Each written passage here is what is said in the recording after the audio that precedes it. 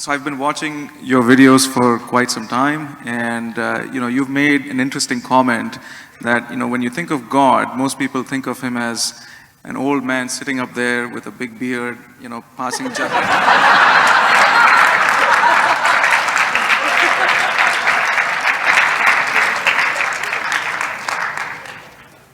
You talking about me?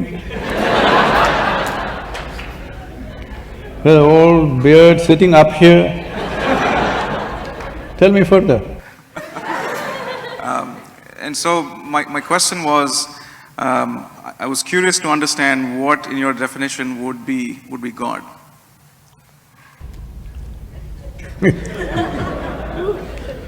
See, the reason why in every culture people have come up with their own concept of God. Every culture has a different concept of God, but everybody has come up with some concept of God. Because they have no explanation for creation, isn't it? Hello? You came out of your mother's womb and looked around, too much creation. You know you didn't do it. Then you looked up to your mother, maybe she did it. Well, she delivered you, but she did not deliver the planet, you know that. Then you looked at your father, no, not him. You looked at every other adult around you, nobody looked like competent enough to make all this happen, isn't it? Yes or no? There's not one person here who looks like he's competent to create this whole creation around us. So the simplistic conclusion is, there is a big man sitting up there. Oof, I fit the description, at least the Western description I fit, in the India I don't fit. But now there is an argument. There's a big argument in the United States churches, is God a man or a woman? The last election they tried to settle that issue. Didn't work that way. So, your ideas of God are essentially cultural in nature. You know Idi Amin? You heard of Idi Amin? You know, Uganda man? Not Tanzania, but in Africa. Idi Amin declared God is black. I agree with him. I agree with him.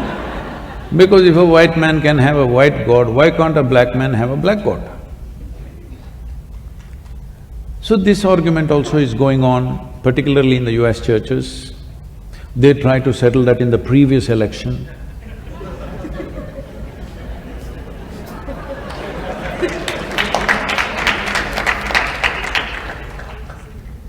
But in India, we know God is brown. Especially Indians who live outside of India are very proud of this, because, we know what God looks like, because He Himself visited India 9 times. You don't know this? Hello? 9 times He Himself visited. To other places He sent His son, His messenger.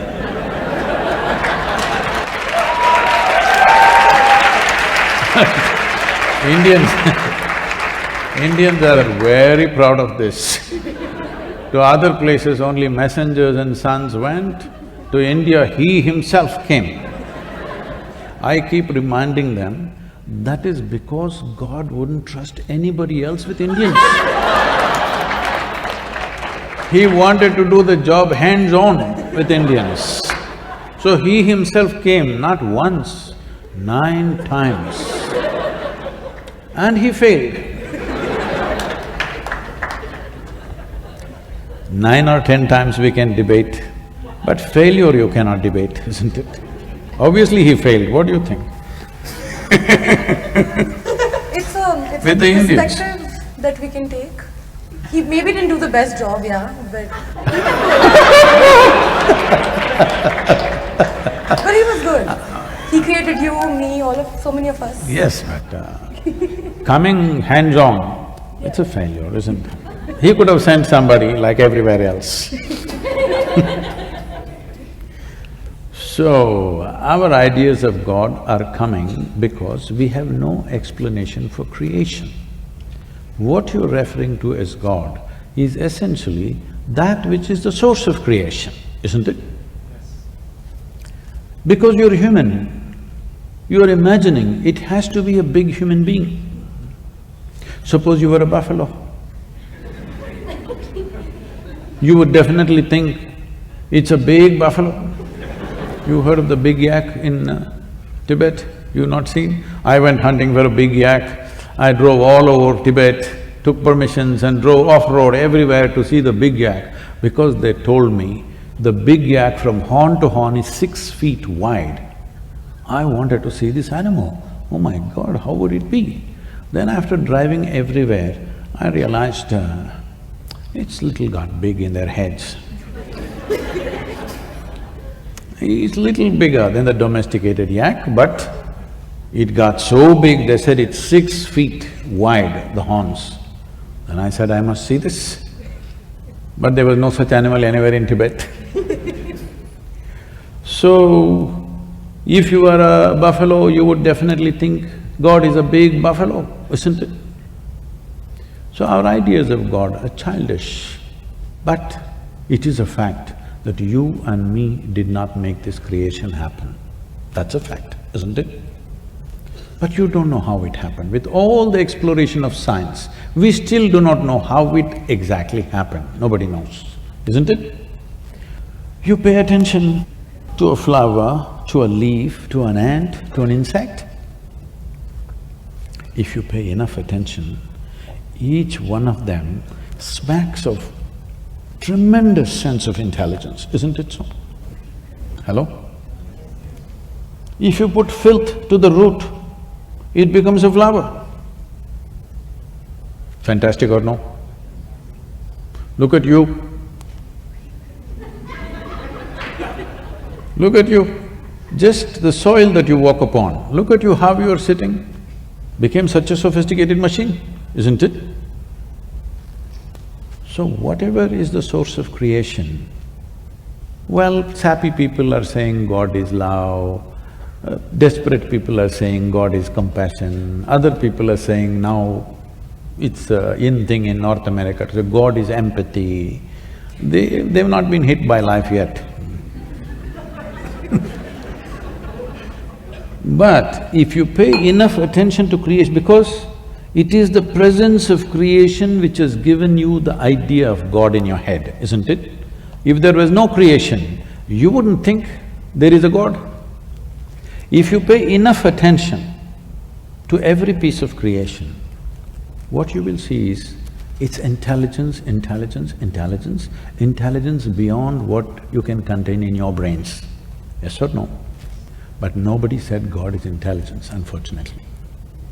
If we had said that, definitely we would be populated with more intelligent human beings rather than the sappy ones. You know, our center is in Tennessee. We have a large center there. When I was new there, I walk into this town, which is a one-horse town, literally a small town. And I'm walking on the street and greeting people, smiling at them, thinking they'll be happy to see a new face. But it's a different kind of setup. I'm just at the right complexion. A shade darker than this cannot be there in that town. I'm just on the edge.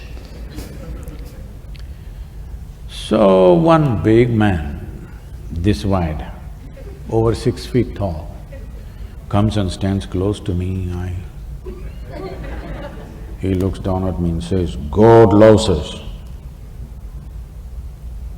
Then I say, "The way you are, only God can love you."